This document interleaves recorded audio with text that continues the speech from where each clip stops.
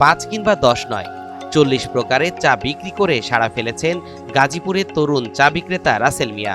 রাসেলের জাদুকরি হাতের স্পেশাল চা খেতে প্রতিদিন দূর দূরান্ত থেকে ছুটে আসেন শত শত চা প্রেমীরা।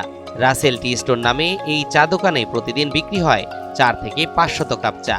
বর্তমানে চা বিক্রি করে রাসেল প্রতি মাসে আয় করছেন লাখ টাকা। এখানের পরিবেশ ভালো এবং চাও ভালো, আমরা খাইতেও খুব স্বাদ লাগে, এই জন্য এখানে আসাই। এখানে কাজু বাদামের চা পাওয়া যায়, কফি পাওয়া যায়, তারপরে লেবু চা পাওয়া যায়, তারপরে আরও অনেক পদের চা আছে। এই দোকানটা বেশ আমি প্রায় 1.5 বছর যাবত আসতেছি, কন্টিনিউ প্রায় সকাল সন্ধ্যা 2 বেলা। তো এখানে বিভিন্ন রকমের বিভিন্ন স্বাদের চা পাওয়া যায়, যেমন আপনার ধরেন রং চা থেকে শুরু করে আদা চা, লেবু চা, তারপরে কাজু বাদামের চা, এখানে আরও হরলিক্স চা। তো যখন যেটা মানুষের মানে মুখরোচক যে একটা ব্যাপার, এই ব্যাপারটা চায়ের স্বাদে আর কি নিতে পারে মানুষ। বিভিন্ন দোকানে বিভিন্ন ধরনের চা পাওয়া যায়, কিন্তু এখানে আমাদের রাসেল ভাই আছে, তো উনি ওনার হাতের সাহায্যে আর কি মানুষের মুখরোচক ব্যাপারটা মাথায় রেখে উনি যেভাবে খাইতে চায় ওইভাবেই পরিবেশন করে, ওইভাবেই আর কি চাগুলো তৈরি করে দিতে পারে। গাজীপুরের কোনাবাড়ি পশ্চিমপাড়া বেলতলায় দেখা মিলবে বাহারি এই চায়ের দোকান।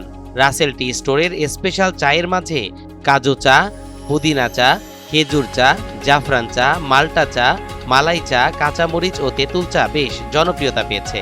দূর দূরান্ত থেকে আসা ক্রেতারা বলছেন, ভালো প্রশিক্ষণ ও সরকারি সহযোগিতা পেলে বেকার যুবকরা রাসেলের মতো স্বাবলম্বী হতে পারবে। রাসেল উনিও এক সময় বেকার ছিল, তারপরে উনি তার মেধা খাটিয়ে উনি এইখানে যে রাসেল টি স্টোরটি করছেন, এখানে 40 পদের চা পাওয়া যায়।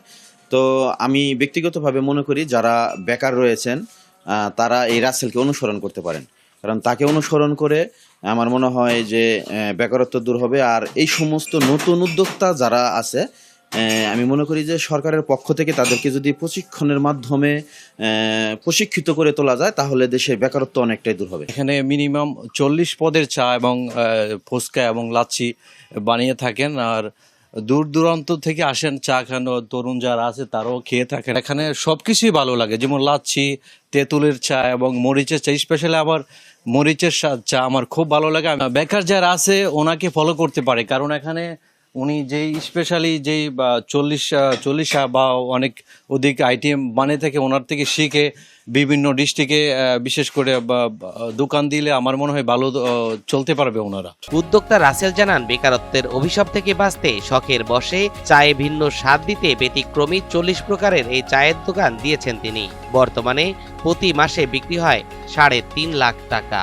আগে বেকার ছিলাম, এখন বেকারের তাড়নায় মানুষের অনেক কথাবার্তা শুনতে হয় বেকার থাকলে যা আর কি।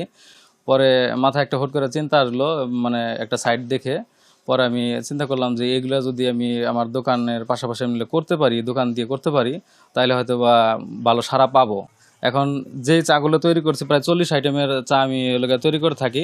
মানুষে দূর দূরান্ত থেকে আসছে, এসে খেয়ে বাহবা দিচ্ছে। যে স্পেশালিটির মধ্যে হলো আপনার তেঁতুল চা, মরিচ চা, আর হলো আপনার এই কাজু বাদাম চা, আর হলো বিশেষ করে আপনার শীতের সময় এখন কফিটা খুব ভালো যাচ্ছে আর কি।